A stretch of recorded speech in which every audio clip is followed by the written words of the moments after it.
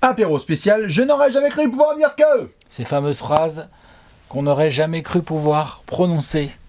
À quoi, un peu plus de mi-saison, quoi, on arrive gentiment aux 2/3. Doucement, on est entre la moitié et les 2/3. Tout à fait. Ça y est, on a, au moment où on parle, je sens que cette phrase va être pas mal utilisée dans cette vidéo. Obligé. On a déjà une équipe qui a joué 50 matchs dédicace au Utah Jazz.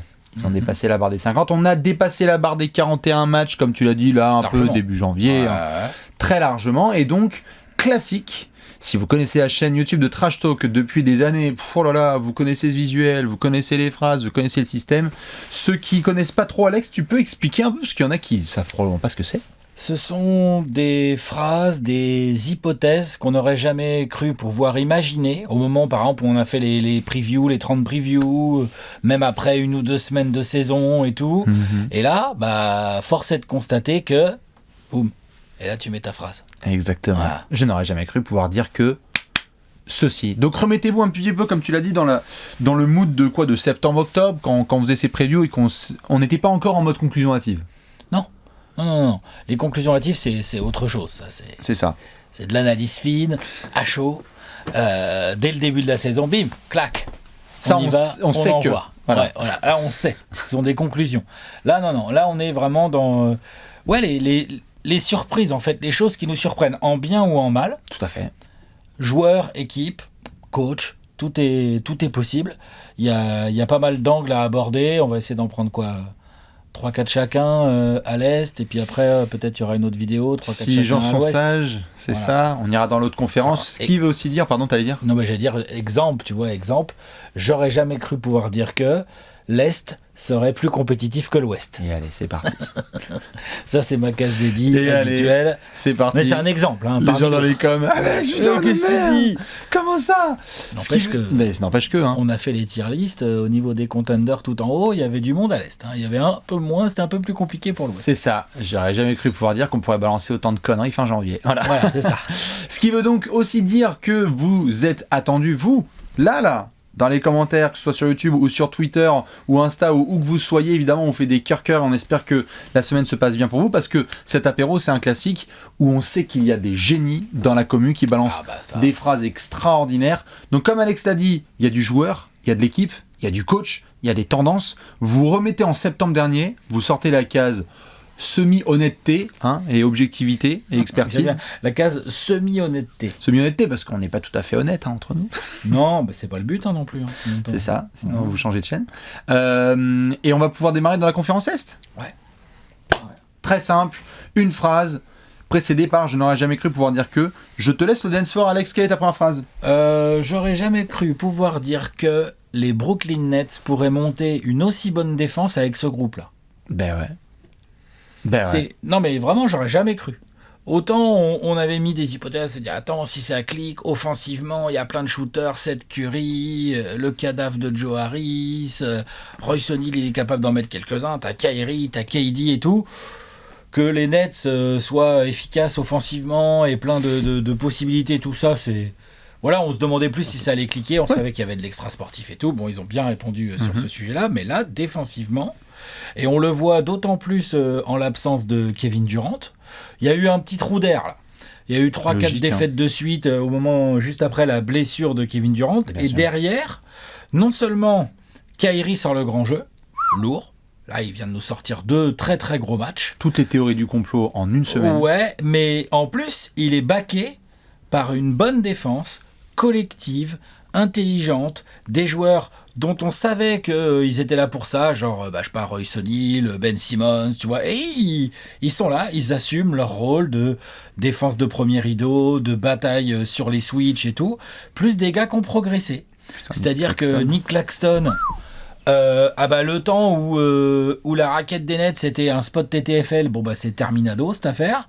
Ensuite, en termes de protection de cercle, c'est clair que Nick Claxton a beaucoup progressé. Il a musclé son jeu, il est vraiment bon. C'est-à-dire que L'autre jour, je voyais une petite discussion sur Twitter autour du défenseur de l'année. T'avais des gens qui commençaient à dire attends, Claxton, faut qu'il ait des votes. Ouais. Ah, c'était drôle il y a 3 mois, mais aujourd'hui, ça allait pas tellement. C'est ça.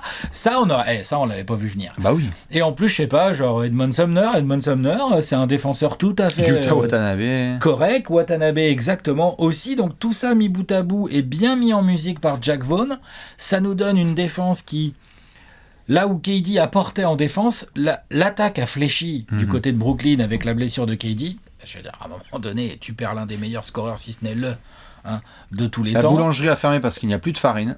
Tu vois, normal que ton attaque fléchisse. Kyrie Irving nous envoie des perfs incroyables qui ont permis de battre les Warriors et le Jazz. Warriors si je dis pas de bêtises. Je vais te dire ça, je crois que c'est Utah. Ouais, le Warriors et le Jazz. Mais globalement... la défense, est toujours dans le top 10 des ratings défensifs. Elle se positionne bien. Brooklyn n'est pas facile à attaquer. Ils sont capables de défendre un peu tout type de joueurs. Et ça, c'était pas prévu au programme.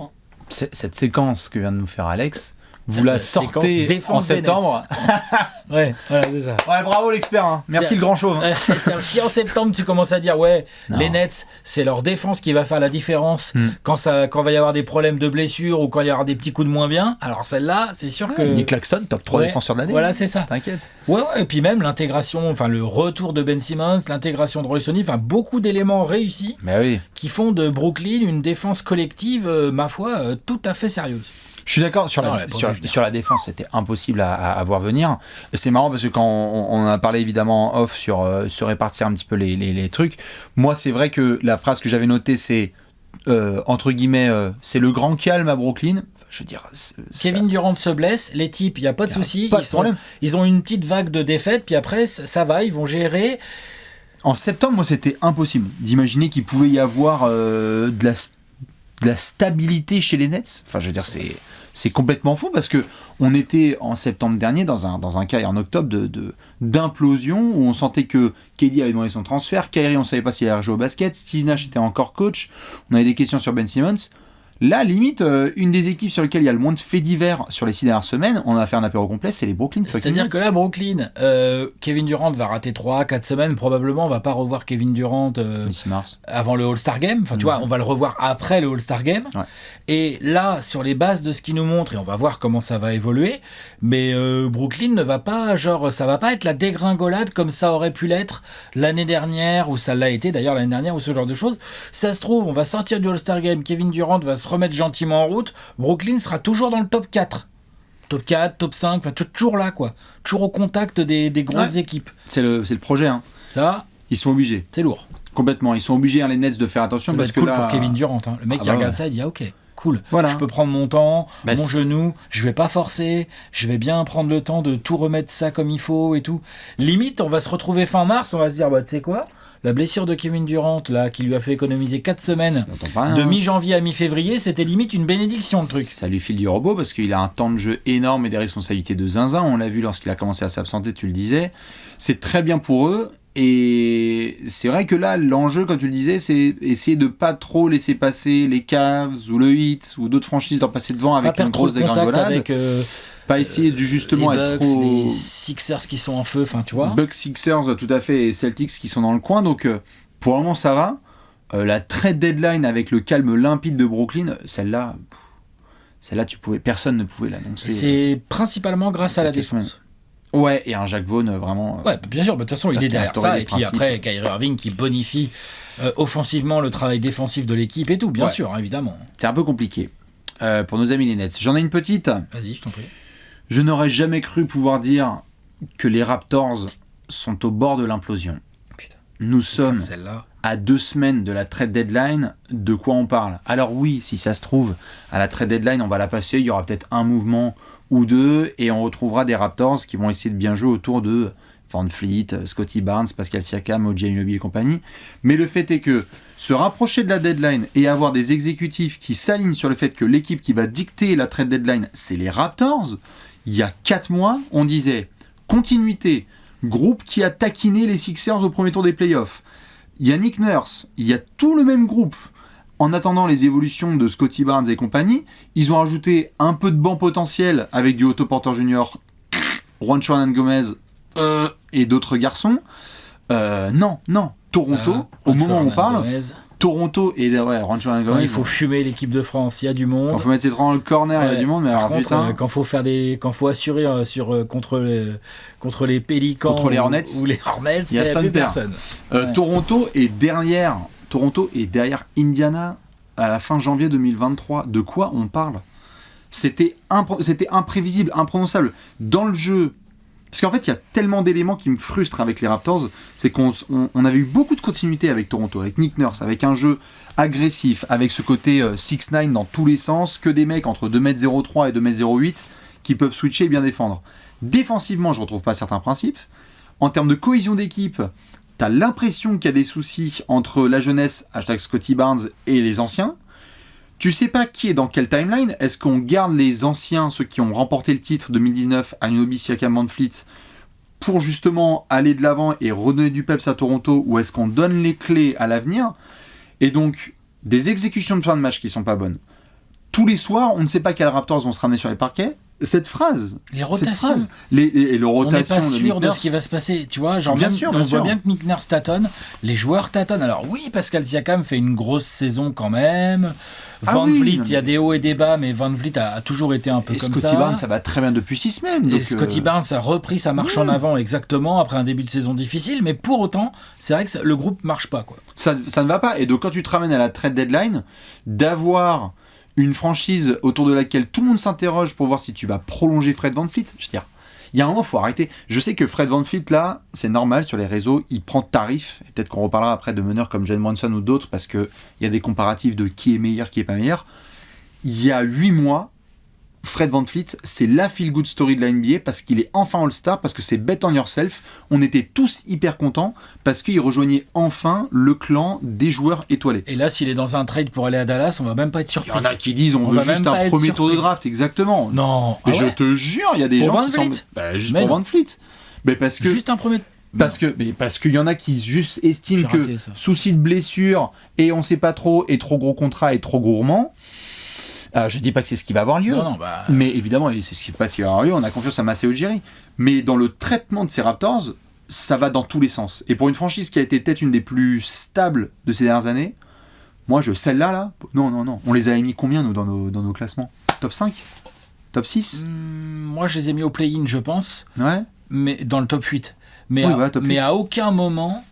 Non, parce que moi, j'avais surestimé un peu les Bulls. Dans mes previews. Bah t'es bon, t'as les Bulls qui sont devant les Raptors. Ouais. C'est juste que Indiana c'est intercalé entre eux. Pas qu'Indiana. Pas qu'Indiana. Bien sûr. Mais effectivement, non. Mais c'est en fait au-delà même des résultats, puisque c'est encore serré quand même. C'est plutôt le jeu. Le jeu des Raptors, là, moi, ça va pas. Il y a des fins de rencontres, il y a des déplacements. Tu sais pas, il y a des matchs de Scottie Barnes, on a l'impression qu'il est fantomatique et qu'il a pas envie d'être agressif. Il y a des joueurs. Precious Achiuwa, on sait pas. Chris Boucher, on sait pas. Il y a des joueurs contre lesquels tu sens ils savent pas comment s'y prendre, alors qu'avant, t'avais l'impression que les Raptors avaient, quoi qu'il arrive, avec leur énergie, leur polyvalence, ils avaient la solution. Exactement. Là, ça clique depuis des années. T'affrontes Toronto, c'est galère. On avait tous annoncé que ça allait être galère. C'était d'ailleurs un des plus safe bets de la saison en NBA. Tu vas en chier contre Toronto parce que ça joue dur et qu'ils ont cette longueur de bras. Parce qu'ils vont tout te switcher, parce qu'ils vont jouer vite, parce qu'ils vont défendre fort. Enfin. C'est qui là que j'ai entendu là ? C'est Jaylen Brown. Ils ont affronté la Boston-Orlando. Là, apparemment, Orlando, quand ils jouent Boston, c'est Chicago 96. C'est un contender, Orlando. Tout à fait. On t'a pas dit qu'Orlando était contender ? Si, j'arrive. Surtout avec le retour de Jonathan Isaac. Je n'aurais jamais cru pouvoir dire que. Mais Jaylen Brown a dit on était habitué à jouer contre des équipes difficiles comme ça, qui ont de la longueur de bras et qui sont actifs comme Toronto. Et en fait, Orlando nous fait penser à ça. Le truc, c'est que cette année-là, Toronto, y en a qui rentrent dans le moulin, ils s'en battent les couilles. Ils disent, tu sais quoi, on va vous pilonner à l'intérieur, vous allez vous engueuler entre vous, il n'y a plus aucun shoot à 3 points qui rentre. On va vous laisser shooter, voilà, exactement. On va vous laisser shooter à 3 points, mort de rire, il n'y a personne, et vous allez peut-être transférer Gary Trent Jr., qui est votre seul et meilleur shooter à 3 points de la franchise. Donc, je comprends pas. Et je comprends pas plus Toronto, celle-là, c'était difficile à assumer. Je t'en prie. Je n'aurais jamais cru pouvoir dire que les Pacers seraient aussi vite, aussi excitants. Aussi vite, aussi excitant. C'est-à-dire que les Pacers progressent et qu'ils pratiquent un jeu cool à regarder, sympa et tout, on en avait parlé pendant la preview. Par contre, on les avait mis plutôt dans le fond de l'Est.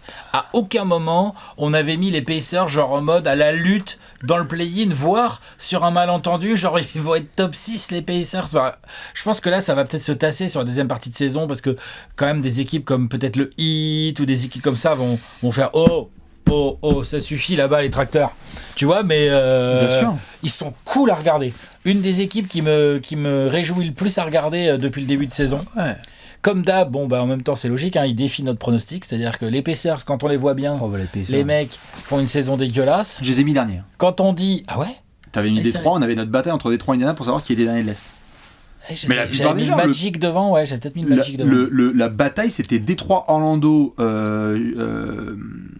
alors Indiana, qui est dernier de l'Est. Faut dire que si évidemment les Hornets dépassent les attentes et en termes de résultats, en plus t'as des équipes les Pacers, ouais. T'as des équipes comme les Hornets ou les Wizards qui font moins bien quand même que ce qu'on aurait prévu, ce qui joue ou les Bulls, ce qui joue en faveur des Hornets. Mais au-delà même de l'aspect comptable du nombre de victoires, il y a le jeu.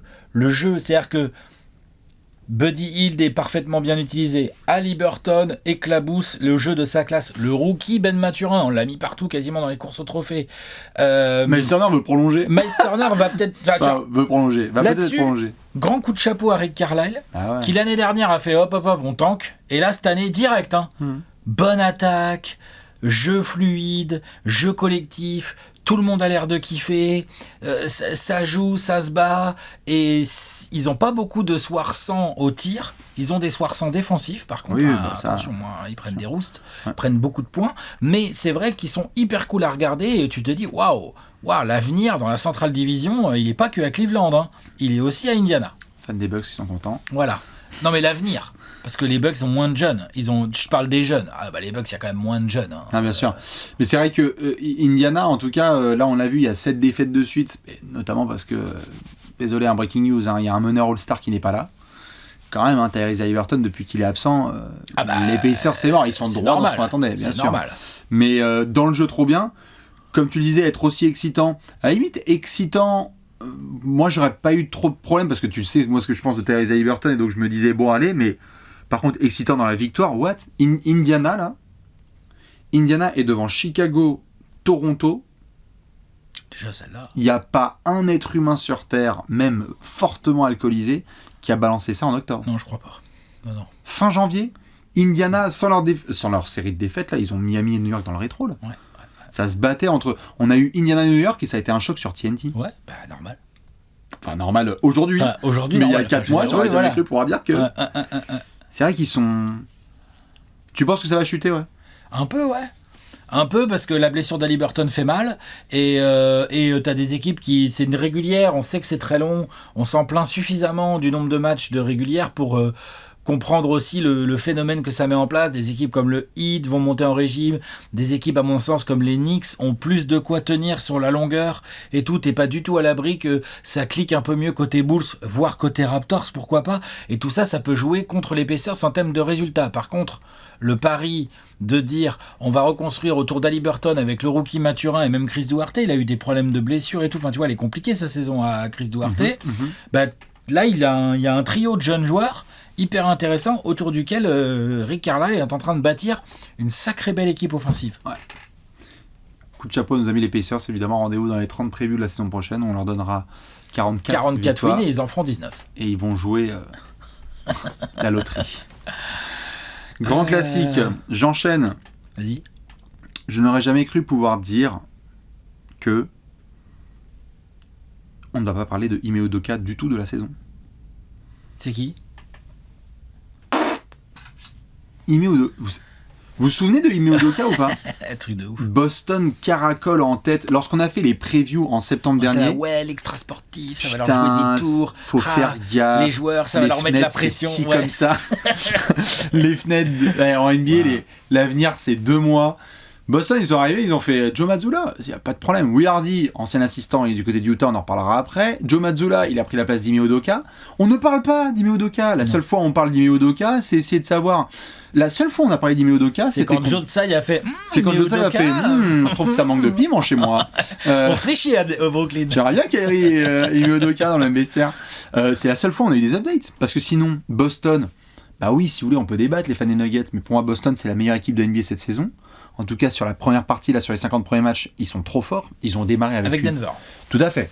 Avec une attaque complètement dingue sur le début de saison. Ça s'est un petit peu redressé offensivement, parce que les shoots, ils étaient à 40 000% à 3 points, donc ça s'est redressé. Défensivement, il y a eu le retour de Robert Williams, et ils se sont mis un petit peu à préchauffer, donc ça allait mieux. On a eu que des victoires, des séries de victoires. Lorsqu'il y a eu des défaites, ça s'est bien repris. L'effectif déroule, l'intégration de Malcolm Brogdon est absolument impeccable. À Horford, on s'attendait à une gestion entre faire gaffe, les back-to-back, le garder en forme pour les playoffs. Il nous fait des matchs, là, le match contre Golden State il y a une semaine où il est extraordinaire, on a l'impression qu'il a 27 ans. Et puis les progressions individuelles, genre Tatum est passé de je suis un All-Star à pourquoi je serais pas MVP. Jalen Brown est dépassé de genre attendez juste par contre je suis juste un All-Star incroyable, indiscutable, et genre qui va me prendre ma place en All-NBA Second Team. Marcus Smart, on était là, en fait c'est juste parfait comme les progrès de Grant Williams. Mais oui, bien sûr. L'autre jour j'ai vu Grant Williams qui faisait des step back à 3 points avec en pull-up quoi, en sortie de dribble, j'étais là genre mais quoi.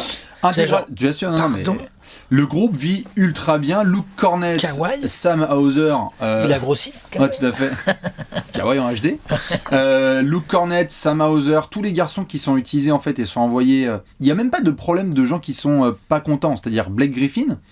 On attendait 2-3 choses, mais il essaye de hustle. C'est pas une saison extraordinaire de sa part. Hein. Je pense non, mais on n'attendait pas non plus une saison extraordinaire de sa part. On attendait une saison incroyable de sa part, tout à fait. Mais il fait ce qu'il faut. Peyton Pritchard, il a un petit peu jeté l'orientation, mais il est présent. Donc en fait, si quelqu'un débarque là aujourd'hui, découvre les Boston Celtics et se dit mais Joe Mazzulla, il est coach de ce groupe depuis 8 ans, bah en fait, on ne parle plus d'Ime Udoka. Alors certains affirment que il va avoir un rôle d'entraîneur peut-être cet été dans une autre franchise, etc. Peut-être s'il se sera bien débarrassé de ces histoires extra-sportives. En tout cas à Boston. En tout cas à Boston, quand en septembre on en parlait en octobre et qu'on avait Boston dans les... Tu perds Danilo Gallinari, il y a les histoires avec Ime Udoka, on n'en parle pas. Impossible. Moi je pense qu'à un moment on en aurait parlé. Ils auraient été 3-4e de l'Est, le premier truc ça aurait été de dire mais tu sais ils ont un assistant en coach principal. Là aujourd'hui la question c'est de savoir combien va prendre Joe Mazzulla sur sa prolongation. Enfin je pense. Faut le prolonger le PVR. C'est autre chose serait complètement incroyable. Ils sont limite encore meilleurs en attaque. Pas limite, enlève limite, ils sont meilleurs en attaque, clairement, surtout que Udoka, c'est ce qu'il a eu le plus de place plus de difficultés à mettre en place l'année dernière, l'attaque. Mais là, Mazzulla, il a construit sur le travail de Udoka, on va pas se mentir, mais il a fait passer un cap à l'équipe, clairement. Ouais. Et c'est avec pas, des joueurs qui progressent dans la continuité et tout. Et c'est pas du tourisme. Hein. Il y a eu vraiment des situations où parfois Boston n'était pas en forme, ou démarrait mal un match, et où tu le vois vraiment taper du poing sur sa plaquette, ou avoir des bonnes conférences de presse, où il fait des ajustements, même tactiques, au sein des matchs. Bien sûr. Dans l'utilisation même des espèces de Twin Tower entre Robert Williams et tout. Hein. Et alors, complètement. Gros respect Joe Mazzulla, quoi. Ime Udoka, je sais même plus qui c'est, quoi. À toi ? J'en ai une petite, là, qui est le fruit de discussions avec Simon, que j'ai croisé. Salut Simon. Je n'aurais jamais cru pouvoir dire que Jalen Brunson s'affirmerait comme le meilleur meneur des Knicks depuis Walt Frazier. Allez-y, sortez-moi les noms des meneurs des Knicks, mais voilà. Jeremy Lin. Ouais, mais la période est presque plus courte. Jeremy Lin et Jalen Brunson a déjà fait plus, là. Raymond Felton. Ouais, voilà. Ouais. Derek Harper. Chris Duhon. Ouais. Chris Child. Bref.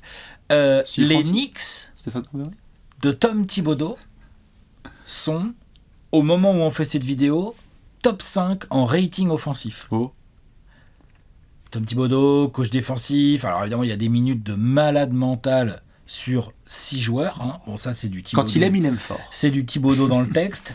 Jalen Brunson, transfert, signature depuis les Mavs, 100 millions sur la table, voulait aller aux Knicks pour des raisons plus que sportives, familiales et compagnie. Il s'affirme comme un excellent gestionnaire d'attaque. Les soirs où son équipe a besoin qu'il en mette 28, il en met 28. Les pourcentages sont très souvent, quasiment toujours très propres avec Jalen Brunson. Les soirs où son équipe a besoin qu'il fasse jouer Randle et RJ Barrett ou autre gars un peu en feu, il fait jouer en feu. Tu le mets à côté de Quentin Grimes ou à côté de Miles McBride ou à côté de qui tu veux, en fait, ça fonctionne. Les consignes sont respectées, le tempo est géré et, comme par hasard, l'attaque des Knicks fonctionne bien. C'est quoi qui... Alors, je te pose la question. C'est quoi qui t'étonne le plus ? C'est le niveau de Brunson ou l'attaque globale des Knicks ? Parce que moi, c'est l'attaque globale des Knicks. Parce que moi, je suis pas étonné du niveau de Brunson, perso. Un peu quand même, moi. Moi, je pensais pas que Jalen Brunson, lui-même, en tant que titulaire, était le patron du poste 1 d'une des meilleures attaques de la ligue. Non, ça, je pensais pas. Oui, cette phrase, elle est violente. Tu vois, c'est ça que je veux dire. Parce que là, aujourd'hui... saison régulière. En saison régulière. Après, on verra les playoffs. En régulière... L'attaque des Knicks fait justement preuve quand même de pas mal de régularité, malgré l'irrégularité de mecs comme RJ Barrett. Julius Randle fait une meilleure saison que l'année dernière, mais lui aussi, parfois, il peut te faire un 4 sur 13 ou un 4 sur 17 au shoot. Par exemple, quand je le prends en TTFL ou des trucs comme ça, au hasard. Hashtag ça sent le vécu. Ouais. Mais Jalen Brunson, c'est le baromètre de cette attaque des Knicks, le vrai baromètre, en fait. Pas, hein. Et il faut une extension du coach sur le terrain, c'est lui. C'est lui. Et je te dis, les lancers, les shoots, les drives quand il faut, le money time, il utilise les mismatchs, il repère tout. En fait, Jalen Brunson, faudrait s'amuser à faire le classement des meneurs actuels en NBA. Je veux bien voir combien il y en a vraiment devant Jalen Brunson, en fait. Vas-y. Pas tant que ça. Kyrie. Oui. Curry, quand même. Luka, tu le mets quoi ? Oui, meneur, oui, pourquoi ? Ja. Jazz devant, Lillard aussi quand même. De'Aaron Fox cette année, il est à la bataille, Jalen Brunson avec De'Aaron Fox. Jalen Brunson fait une nette meilleure saison que Chris Paul. Oui, bon, après Chris Paul il a eu beaucoup de problèmes de blessures. C'est pas mon habitude de le défendre, mais là, quand même. Mais par rapport à De'Aaron Fox, par exemple, est-ce que Jalen Brunson fait une tellement moins bonne saison que De'Aaron Fox ? Et Dieu sait que je kiffe les Kings, mais... Non, mais bien sûr. Est-ce que c'est une tellement moins bonne saison ? Statistiquement, écoute, je vais te faire le plus gros aveu. Statistiquement, c'est un peu en dessous, mais sinon, et encore, vite fait en dessous. Moi, je te fais un aveu, et Dieu sait si les fans X vont faire genre ouais. Mais statistiquement, si tu regardes les stats, par exemple, d'un garçon, je sais pas, que les fans X aiment bien, genre Trae Young, il va être en dessous, mais par contre, celui qui fait la meilleure saison entre Jalen Brunson et Trae Young, c'est Jalen Brunson. Voilà, donc après, il y a Tyrese Haliburton, mais entre Tyrese Haliburton et Jalen Brunson. C'est un top 12 meneurs de NBA, Jalen Brunson. Minimum. Ce qui est sûr, en fait, là où je suis d'accord avec toi, c'est quand même... Attends, celle-là, sans trembler du menton, j'aurais sorti ça pendant les previews en septembre, parce qu'à mon avis, les Knicks sont quand même passés en septembre. On m'aurait dit doucement. Doucement. Est-ce que c'est exacerbé et accentué aussi par le fait que on voit à quel point le besoin est immense à Dallas ? Si Dallas avait caracolé aussi, peut-être qu'on aurait dit ça va, mais... C'est les deux, en fait, t'as raison. Il y a le fait qu'on voit bien qu'il manque à Dallas, et il y a aussi le côté, les Knicks, là, on step up offensivement, alors qu'en fait, la seule vraie grosse différence dans leur attaque, enfin, pas la seule, mais la plus grosse différence dans leur attaque, c'est Jalen Brunson. Quand même. Bien sûr, Walt Frazier, Jalen Brunson, et entre les deux, amusez-vous. C'est-à-dire que quand on va refaire le 5 majeur all-time, peut-être on le refera un jour des Knicks, il y aura discussion. Ouais, Léon, s'il est content. Après, on attend Jalen Brunson. Cette franchise. on attend Jalen Brunson MVP des finales. On attend Jalen Brunson MVP des finales. Oui. Ça, c'est autre chose. Non, mais par contre, en vrai, si vous faites le boulot, play-in tournament ou playoff, c'est tellement un big game player. Il aime trop les moments chauds. Il aime trop ça, là. Il est à la maison au Madison Square Garden. À mon avis, il va continuer à faire ses dingueries. Ouais, et puis... Moi, j'étais pas choqué par son contrat cet été. Ça avait choqué beaucoup de monde. Son contrat, oui. Aujourd'hui, plus personne n'en reparle. Ça, c'est sûr que son contrat n'en parle plus. Mais là, demain, tu joues les Knicks en playoff sur une série en 7. C'est parti. Non, mais t'es d'accord ? Tu es au hasard. Tu es les Nets. Au hasard. Petite série sympathico. Oui, Kyrie Irving va faire souffrir la défense des Knicks. Ils ont des joueurs chiants à mettre sur Kyrie, des Mike Bride ou des gars comme ça que j'aime assez bien, tu sais, teigneux, énergiques, défensifs et tout machin. Quentin. Quoi? Oui, Quentin Grimes, etc. Oui, tout à fait. Dans la continuité de ce que tu disais, et McBride. Quentin Grimes ou Max McBride, ouais. Les deux, là. Ouais. Les deux, j'aime bien comment ils taffent. Les deux, c'est des combos un peu et tout. C'est parfait complément, à mon sens, de Jalen Brunson. Mais Jalen Brunson, de l'autre côté, on vient de parler de la défense des Nets, mais en fait, il va la disséquer, il va regarder ce qui se passe. Moi, j'aime bien le côté scientifique du jeu de Jalen Brunson. C'est pas un frimeur, ça monte pas écraser des gros tomards dans tous les sens. C'est un très bel athlète, mais c'est pas un athlète explosif, c'est pas un easy leaper comme on peut avoir chez d'autres meneurs et tout. Par contre, putain, mais le taf, tu sais qu'il va être fait, le taf. Il va vraiment être fait. Et tu sais qu'en fin de match, s'il doit y avoir des décisions serrées, d'un côté, tu auras des mecs très capables de scorer et tout. Et de l'autre côté, côté Knicks, tu vas avoir ce mec, Jalen Brunson, on va lui mettre la balle dans les mains. Il y a des écrans qui vont être posés et il peut envoyer Mitchell Robinson au lob. Il peut trouver la bonne ISO pour notre ami Julius Randle quand il y a un mismatch et ainsi de suite, et ainsi de suite, et ainsi de suite. Non, vraiment j'aurais jamais cru vraiment que Jalen Brunson pourrait avoir ce niveau de titulaire en NBA. Moi, j'y croyais pas. Peut-être un blasphème, mais je vais le balancer comme ça sera fait. Tu faisais la liste des meneurs. Je pense que c'est un top 5 footwork chez les meneurs de toute la NBA. Il a un jeu de jambes. Jalen Brunson, grave. Un jeu de malade. Parce qu'avoir cette taille et autant mettre des gars dans la sauce sur des feintes de déplacement, des jab steps, des step back, des side steps, il a tout le bagage pour t'enrhumer, mais alors que c'est un livreur UPS. Hein. Et niveau justesse, sans disrespect avec les livreurs UPS. C'est-à-dire que ses stats de passes décisives sont bonnes, mais elles sont pas clinquantes, peut-être comme celle d'un Haliburton ou celle de d'autres gars et tout. Mais c'est des passes importantes. Et puis surtout, il y a beaucoup d'avant-dernières passes. En fait, c'est très souvent Jalen Brunson qui fait la différence à la passe. C'est pas toujours lui qui a la passe décisive. Et ça, c'est important aussi, mine de rien, dans l'équilibre du jeu, les changements de rythme, enfin bref, les bons choix, quoi. Très fort. Côté New York, j'en avais une autre. Vas-y. J'aurais jamais cru pouvoir dire que Evan Fournier rêverait de jouer au basket. Ah, j'avoue que celle-là... En septembre... On n'avait pas vu venir non plus, celle-là. On sort de l'Euro, d'accord, ok. On avait dit qu'il y avait du bien, du moins bien et tout pour Evan.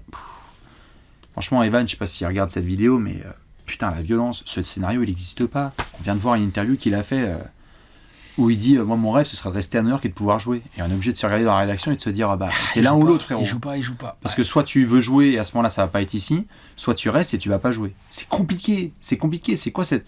Il le dit, il est dans son prime. T'es dans ton prime, t'as vécu les années Nuggets, les années Orlando, même le passage par Boston, et là, en fait, j'ai envie qu'on parle de Evan qui joue au basket. En fait, le problème, c'est que même s'il était sur le terrain et qu'il faisait de la merde, on serait premier à dire franchement, Evan, pas top, ce serait peut-être bien. Moi, j'en avais déjà parlé, peut-être de voir par la suite s'il y a du rôle de vrai sixième homme à aller chercher. Peut-être que ça va pas plaire à certains, mais à la Jordan Clarkson, dans des équipes compétitives comme ça, il faut peut-être aller chercher ce rôle à la Jordan Poole pour Evan par la suite de sa carrière, pour avoir vraiment une belle cote en tant que vétéran scoreur. On peut rien juger parce qu'il joue pas. Il joue pas, mais depuis que Thibodeau l'a mis sur le banc, en mode il a acheté la clé, hein, tu vois. Ah oui, il a acheté la clé dans le lac et il a mis cachalot par-dessus. Ouais. Et c'est ça, et les Knicks fonctionnent. Avec les jeunes joueurs là que j'ai cités, les McBride, les Grimes, ou même RJ Barrett qui parfois vient occuper le poste de... fonctionne, donc là ça reviendra pas en arrière. Faut trouver une issue cet été ou à la deadline là, mais ils ont dit qu'ils attacheraient pas de pic. Enfin bref, faut juste être patient et gratter 2 minutes d'un garbage. T'en as une petite dernière pour la route ? Oui, toujours. Et puis après je ferai des petites fire bullets pour t'en envoyer qui vont te faire marrer.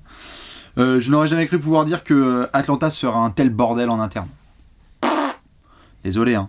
Sur le parquet, on discutait tout à l'heure en off, oui, il y a un petit peu de mieux, c'est bien. Parce que quand ils sont au complet, comme par hasard, t'as une équipe. Quand t'as Capella, il y a plein de bons joueurs. Mais oui, quand tu regardes l'effectif d'Atlanta, ça regarde dans les yeux beaucoup de franchises. Hein. Capella, John Collins, DeAndre Hunter, avec Triangle Dejounte Murray, et d'ailleurs t'as Bogdanovic, Jalen Johnson, Onyeka Okongwu et toute la clique, et Jay Griffin. Enfin, je veux dire, ils ont un effectif hyper profond. Le problème, c'est que là, ce qui vient de sortir, mais qui aurait pu imaginer, là, en septembre, qu'on allait avoir... Qui aurait pu dire que Travis Schlenk allait regarder tranquillement la NBA à la téloche, doigt de pied en éventail, avec plus aucune fringue d'Atlanta sur le dos ? Travis Schlenk n'est même plus à Atlanta. Bah ouais. Enfin, le management d'Atlanta est composé de Landry Fields, qui a à peu près mon âge, Kyle Korver, qui a à peu près ton âge, d'advisors qui sont entre 28 et 34 ans. Donc je suis pas en train de dire qu'il faut avoir 50 ans pour bien gérer une franchise NBA, mais c'est un bordel. Et tout ce qui ressort ces dernières semaines du côté d'Atlanta, c'est un proprio qui fout son merdier. J'avais l'impression de te regarder avec les Suns et de me dire moi je suis safe parce que bon c'est pas les mêmes affaires mais on a un proprio qui est à peu près ok, on a un bon management donc je dois dormir tranquille. Ah je dors plus du tout tranquille. Non, alors après au-delà même des histoires d'âge ou d'expérience et tout, c'est plutôt la manière, on découvre petit à petit plein de choses, on découvre qu'en fait Travis Schlenk il était peut-être pas si chaud que ça pour donner tout ce qui a été donné pour avoir déjoué des Murray. Tu m'étonnes. Non mais ça crée des gros problèmes ça en fait en interne. Ouais. Donc on découvre un bazar qui est dû à des mauvais choix globaux, bon, le proprio qui veut placer son fils et tout, les choix du fiston, en désaccord avec le mec historique, a quand même ramené Atlanta quand même plutôt bien en tête d'affiche. Enfin, ils sont quand même allés faire une finale de conf. Bon, après, l'année dernière, ça s'est pas passé comme ils voulaient et tout. On a surjoué, après on a sous-joué. Ouais, voilà, il y a eu. Mais normalement, Atlanta, en termes de jeu, devrait pas être à la lutte avec les Pacers ou des Raptors dégueulasses ou des Bulls qui marchent pas. Atlanta en termes de jeu devrait être à la lutte avec les meilleures équipes de l'Est. Je suis d'accord, mais ce qui me fait chier c'est que là tu vois les trucs qui ressortent là, j'ai vu là avant-hier, putain apparemment il y avait vraiment un transfert pour John Collins qui était acté en juin dernier dans une équipe de l'Ouest et Travis Schlenk était à la finish line, il allait faire le transfert. Et c'est Ressler et son fils qui sont arrivés et qui ont fait non, on n'est pas très très chaud, merci, au revoir. Ça, c'est le signe d'un chaos. Chaos, quand t'es pas sur la même lignée et t'as des menottes en tant que general manager, tu m'étonnes qu'en fait. Quand tu vois un mec comme Travis Schlenk avec tout le boulot qu'il a fait à Atlanta qui finit par dire ok, vous savez quoi, c'est bon, tenez, débrouillez-vous. Donc, moi, merci, au revoir. Merci de me faire mon solde de tout compte. Quoi qu'on en est peut-être pas là quand même. Est-ce qu'il est encore salarié des Hawks ou pas ? Non, il est out. Il a démissionné ? Non, ils ont dit qu'ils allaient. En fait, publiquement, ils ont dit senior advisor pour dire ouais, en gros, c'est la manière publique de dire merci, mais non merci. Mais il n'a plus aucune fonction au sein de la franchise. Et senior advisor. C'est non, une fonction, ça c'était annoncé publiquement, mais en fait, ce qui a été rapporté 10 jours après, c'est qu'il n'a plus aucune fonction officielle à Atlanta. C'est fou, c'est fou. Non, Atlanta, c'est bon, ça va, merci. Foutez-vous de ma gueule pendant les 6 prochains mois, c'est gratuit. Bon, après, si vous en avez, allez-y. Je t'en balance juste 2-3. Est-ce qu'on aurait pu dire que Bam Adebayo est le meilleur joueur du Heat sur la saison ? Non. Ouais, il est très fort, hein, mais ouais, c'est quand même. C'est pas non plus une incroyable surprise, mais c'est surtout une déception Butler, plus qu'une immense surprise Adebayo. Il a progressé, il joue bien. Voilà, oui. Les Cavs, on n'a rien dit ? Non, parce que pour le coup. On en parlera, ils sont dedans. Ouais, ils sont dans le range où on les voyait, plutôt avec les qualités et les défauts qu'on leur voyait au début, c'est-à-dire que super intégration de Mitchell, même si là il y a un petit coup de moins bien du côté de l'arrière-garde, mais enfin t'as quand même encore Garland qui peut faire le boulot. Enfin tu vois, voilà, la défense elle est là, elle est en place, ça on en avait parlé et on savait que ça pouvait être le cas. On avait aussi parlé du fait que bon JB Bickerstaff c'est rigolo pour qu'il y ait une bonne ambiance dans le vestiaire, par contre quand il s'agit de tactiquement gérer des matchs ou des rotations, c'est un peu moins rigolo tout de suite. Donc non, j'ai pas de surprise vraiment côté Cavs. Je sais, tu l'avais souligné lors d'un apéro All-Star, et celle-là, je pense que peu de gens auraient pu la prononcer en septembre. Porzingis fait une saison de All-Star. Ouais. Porzingis fait une saison elle est belle, All-Star. Hein. Celle-là, elle est belle. Ce qui, au sein des Wizards, n'est pas une mince affaire. Tout à fait.